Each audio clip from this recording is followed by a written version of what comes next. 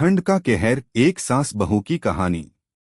ठंडी की रातें आने वाली थीं और गांव के छोटे से घर में सर्दी ने धीरे धीरे अपना असर दिखाना शुरू कर दिया था। चूल्हे में राख पड़ी थी और आंगन में हवा इतनी तेज चल रही थी कि जैसे हर नुक्कड़ से सर्दी अपना आक्रमण करने आ रही हो। कहानी का आरंभ। गांव के पुराने घर में एक सास राधा देवी और उनकी बहू पूजा रहती थी।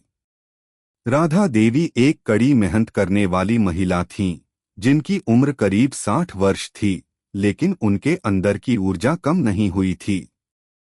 पूजा, जो कि मात्र 20 साल की थी, विवाह के बाद गांव आई थी। पूजा बहुत प्यारी और समझदार लड़की थी, लेकिन राधा देवी के साथ उसकी तालमेल कभी सही नहीं बैठ पाई थी।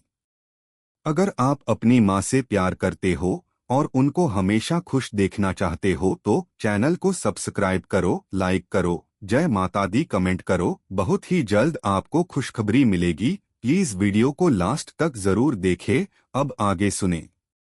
राधा देवी हमेशा पूजा से छोटी छोटी बातों पर नाराज रहती थीं। राधा देवी का मानना था कि पूजा को गृहस्थी के कामों में दक्ष होना चाहिए, जबकि पूजा को लगता था कि राधा देवी की अपेक्षाएं बहुत ज्यादा हैं। ठंड का मौसम। जब ठंड का मौसम आया तब घर में ठंडी बहुत बढ़ गई। घर के पुराने छत और दीवारें ठंड को बढ़ाने में मदद कर रही थीं। राधा देवी रोज सुबह सुबह घर के आंगन में बर्फ को देखती और कहती, पूजा देखो ये ठंड, ये तो बहुत कहर बरपाने वाली है। घर में कोई गर्मी का इंतजाम नहीं है। पूजा को राधा देवी की चिंता का एहसास था, लेकिन वह भी जानती थी कि घर में पैसों की कमी है और वह अपने सास-ससुर के सामने कुछ नहीं कह सकती थी।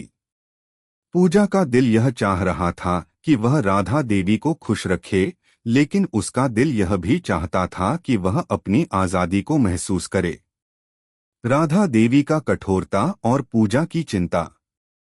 एक दिन राधा देवी ने पूजा से कहा, आज से तुम घर के सारे काम खुद करो, मुझे थोड़ा आराम की जरूरत है। पूजा चुपचाप उठी और घर के सारे काम करने लगी। बाहर की ठंड भी बढ़ रही थी और पूजा के हाथ ठंडे होने लगे थे, लेकिन उसे किसी से शिकायत नहीं थी। राधा देवी अपनी जगह पर बैठी हुई थीं और पूजा की मेहनत को नजरअंदाज कर रही थीं। पूजा ने राधा देवी की ओर देखा और सोचा, क्या यह सच में मेरी सास हैं या यह एक और परीक्षा का हिस्सा है। ठंड बढ़ती जा रही थी और घर में और कोई गर्मी का स्रोत नहीं था। पूजा ने सोचा कि वह किसी तरह से राधा देवी को समझाएगी, लेकिन यह आसान नहीं था। पूजा का प्रयास। पूजा ने एक दिन घर में थोड़ी सी लकड़ी इकट्ठा की और उसे चूल्हे में जलाया। राधा देवी को यह देखकर खुशी हुई, लेकिन वह कुछ नहीं बोली। पूजा ने सोचा, यह शायद पहला कदम है, अब धीरे धीरे राधा देवी का दिल पिघलेगा। फिर एक दिन पूजा ने राधा देवी से कहा, माँ, हम दोनों मिलकर घर को थोड़ा गर्म कर सकते हैं। क्या आप मेरे साथ आकर लकड़ी इकट्ठा करेंगी? राधा देवी ने उसका सामना किया और कहा, तुम अकेले काम करो, मुझे क्या जरूरत है।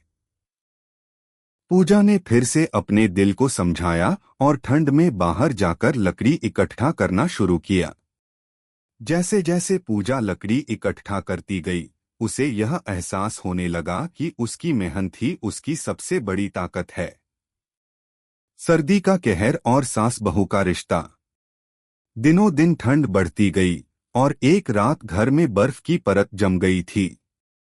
पूजा ने कड़ी मेहनत की थी, लेकिन राधा देवी ने देखा कि पूजा की परेशानियों का कोई हल नहीं निकल रहा था। एक दिन राधा देवी ने पूजा से कहा, पूजा, तुम बहुत मेहनत करती हो, मुझे यह महसूस हो रहा है कि मैंने तुम्हें कभी सही से समझा नहीं। पूजा ने चौंकते हुए राधा देवी को देखा और कहा, माँ, यह तो मेरी जिम्मेदारी है, आप चिंता मत कीजिए। राधा देवी ने धीरे से पूजा का हाथ थामा और कहा, मैं जानती हूँ, तुम सही हो। कभी कभी मुझे लगता है कि मैं तुम्हारी मदद करने के बजाय तुम्हें और अधिक कड़ी बना देती हूँ। लेकिन अब मैं समझती हूँ कि रिश्ते के बंधन को प्यार से ही जोड़ना चाहिए। ठंड का खत्म होना। कुछ दिन बाद ठंड का कहर थोड़ा कम हुआ। राधा देवी ने पूजा के साथ मिलकर घर को गर्म किया। अब वे दोनों एक दूसरे की मदद करने लगे थे। राधा देवी ने पूजा से कहा, अब तुम जो भी काम करो मैं तुम्हारे साथ हूँ। हम दोनों मिलकर इस घर को एक घर बनाएंगे जहाँ ठंड नहीं बल्कि गर्मी और प्यार हो। पूजा ने मुस्कुराते हुए कहा, माँ, यही तो सबसे बड़ी सर्दी होती है, जब रिश्तों में ठंड पड़ जाती है। लेकिन अब मुझे लगता है कि हम दोनों के रिश्ते में गर्मी आ रही है। समाप्त। यह कहानी हमें यह सिखाती है कि ठंड का कहर सिर्फ मौसम नहीं बल्कि रिश्तों में भी हो सकता है। जब हम एक दूसरे से मिलकर काम करते हैं और प्यार से एक दूसरे की मदद करते हैं, तो ठंड चाहे जैसी भी हो, उसका असर हमारी जिंदगी पर नहीं होता। कैसी लगी आपको कहानी? प्लीज कमेंट करो, लाइक करो, सब्सक्राइब करो। धन्यवाद।